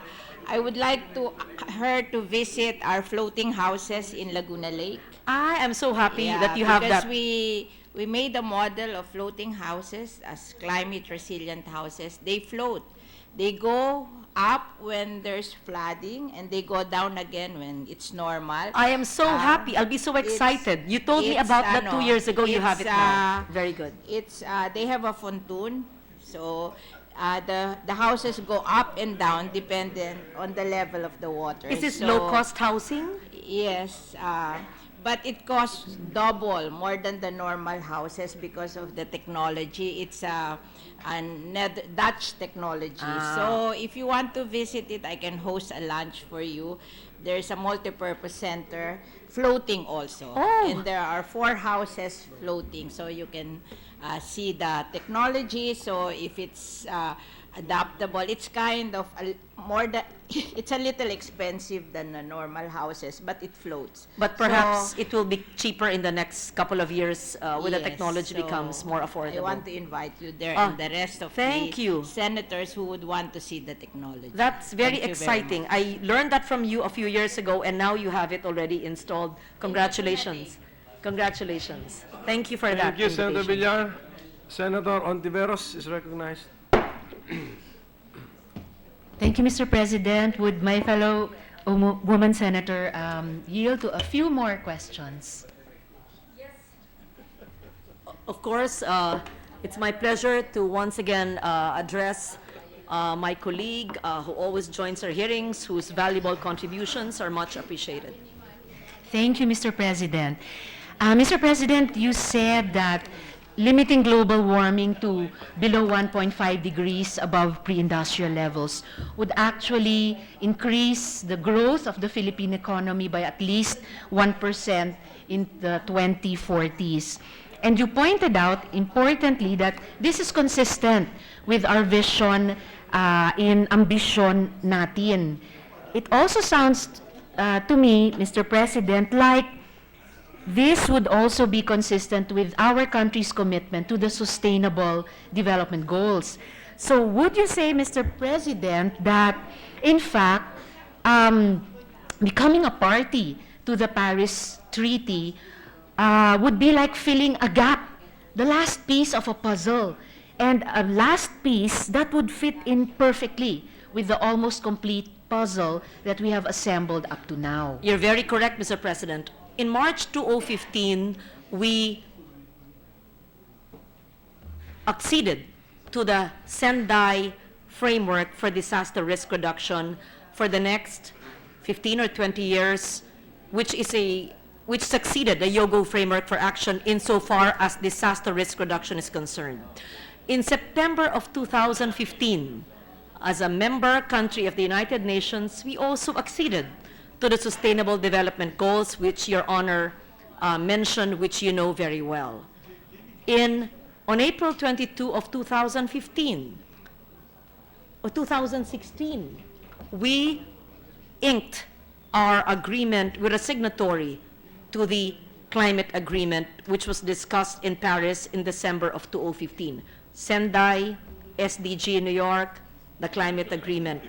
And the only thing missing now to complete our vision of Ambition 2040, Ambition Natin, is our ratification so that we can be part of the talks and actually continuously bat for climate justice so that we learn new technologies, so that we access possible assistance, whether financial or technical, and so that if the industrialized nations who committed renege on their commitments, all of us have loud voices so that we could fight for compliance. If we are outside the group and we don't ratify, we could be deemed as isolationist in the world, and we will just watch them by and just have, I can't imagine such a scenario. I join you, Mr. President, in your not being able to imagine that kind of a scenario. You also said, Mr. President, that the Philippines emits only 0.3% of the planet's carbon footprint. And in fact, that is sort of a resentment expressed by climate deniers. But isn't it so, Mr. President, that if under that principle of common but differentiated responsibilities, we don't do our part, what we can do, despite being a very low-level carbon emitter, eventually, if the planet irreversibly starts to deteriorate under our feet, all our other work will come to naught. So we might as well do what we can despite our little contribution to the whole problem. Yes, Mr. President. Actually, I'd like to correct myself. When we say that we're only a 0.3%, there are many other nations, I don't have the number now, much, much smaller than us. And when I said it once, I was corrected by Dean Tony Lavinia of the Ateneo School of Government. He said, actually, if you put the 0.3 together with the other developing nations, that's 1/4 of the total greenhouse gas emissions in the world. The US, China, and China are the biggest emitters with double-digit GHG. But the 0.3, if you put that with 10 other nations, that would comprise a major emission. And so other nations, much, much smaller than us, have ratified. So it really makes good economic sense even to ratify, because you ask, will it set back development? And we are not a major emitter. Why should we ratify? Why Maldives? Why Kiribati? Why Palau? Why Marshall Islands? And then if they say it will stymie development, why would China, a developing nation, ratify? Why would India, a big economy that's developing, ratify? They must know something we know but don't want to accept. Yes. Or another way of putting it, Mr. President, no excuse not to ratify. Yes. Mr. President, you already addressed the point about coal-fired powered plants and heavy industries in interpellation by Senator Gatchalian. Also the point about, well, other concern, Mr. President, is about the climate fund, that this is still made up of pledges, not yet being drawn down, and therefore the concern about, so therefore how do we compel especially the industrialized nations to actually fulfill their commitments? But I'd be satisfied to pursue that in further discussions with my fellow woman senator. Just as a last point, Mr. President, we heard in the news that the President had said that he would lead the country in ratifying the treaty after a certain cabinet meeting. And so with that hope in our hearts, Mr. President, I hope that the good fellow woman senator will take not 6 hours, as wished by Senator Subiri, but only 5 hours to convince the President to lead the Philippines in ratifying the Paris Treaty. I believe Thank the you, cabinet Mr. meeting President. referred to by the good senator was last week. Again, I cannot claim credit. I was not in the cabinet meeting. I don't think it's necessary for me to meet the president. I am certain that these economic managers, his economic team, are more than enlightened and more than qualified to explain the Paris Agreement to him. I admit having lobbied early on in the administration, as early as July, sending everyone memos and emails and calls and texts. Yes, to that I plead guilty. Mr. President, I would forgive the good senator her good crime, and in fact I would appreciate her advice to us in the Senate if what would be a proper and effective communication from us, maybe from the Senate to, is it to the Department of Foreign Affairs? Is it to the Office of the President, just to express our would be wish, nice. our A sense of desire the Senate. that in fact, I can hear the good fellow woman senator starting to think aloud about it in order to further encourage our DFA and the President to in fact ratify the What we Paris could Agreement. do Thank you, Mr. for President. that, before we end, is to urge the remaining departments to submit their certificates of concurrence to the CCCOM and DFA, and both CCCOM and DFA to transmit the total 33 to the Office of the President, so it's on his desk. To be fair to him, they've not submitted it on his desk because only 10 departments out of 33 have submitted it. And so during budget hearings, before we hear it, we say, have you submitted your COC? If you've not, okay, you just return tomorrow for your budget. As a last point, Mr. President, if the good fellow woman senator would lead us in that, maybe the Senate could recognize those first 10 and call on the remaining 23 to make their submissions to the desk of the President. Yes, especially Thank you, now Mr. that the President has signified that he is inclined to ratify it. Thank you so much. Thank you, Mr. President. Thank you, Senator Tebes. Senator Zubiri? Yes, Mr. President, with the permission of the Majority Floor Leader, to close, I'd like to quote the father of J.B. Ejercito when I met him one time, and he told me, I do not know the big deal about climate change. My problem is climax change. Sabi sa akin. I know that is not a problem of the Sun JV, but I'd like to strike that off the record. But I would like to congratulate I was about to ask once you again. if that was germane to the topic. No, but I just wanted the good Senator J.B. Ejercito to hear what his father had told me and good advice. But Thank you. with that, let's strike that off the record. But levity aside, I congratulate the gentle lady for her wonderful speech. Thank you, Senator Zubiri. Majority Leader?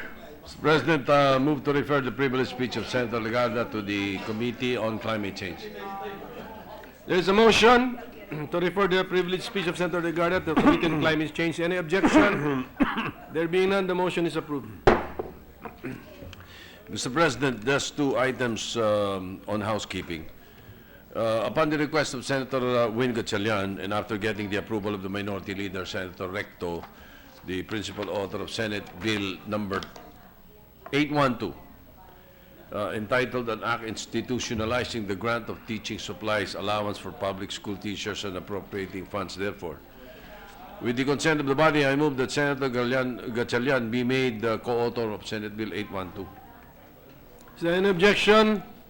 Hearing none, the motion is approved. Senator Gatchalian is made co-author of Senate Bill 812. And then, Mr. President, upon request of Senator Joel Villanueva, and after getting the approval of Senator Lacson, the principal author of Senate Bill number 44, 45, 252, and 255, with the consent of the Chamber, I move that Senator Villanueva be made co-author of Senate Bills 44, 45, 252, and 255. Is there any objection? Hearing none, Senator Villanueva is made co-author of Senate Bill number 44, 45, 252, and 255. Mr. President, I move that we adjourn the session until 3 o'clock in the afternoon of Tuesday, November 8, 2016. Any objection? There being none, session is adjourned until 3 o'clock the afternoon of Tuesday, November 8, 2016.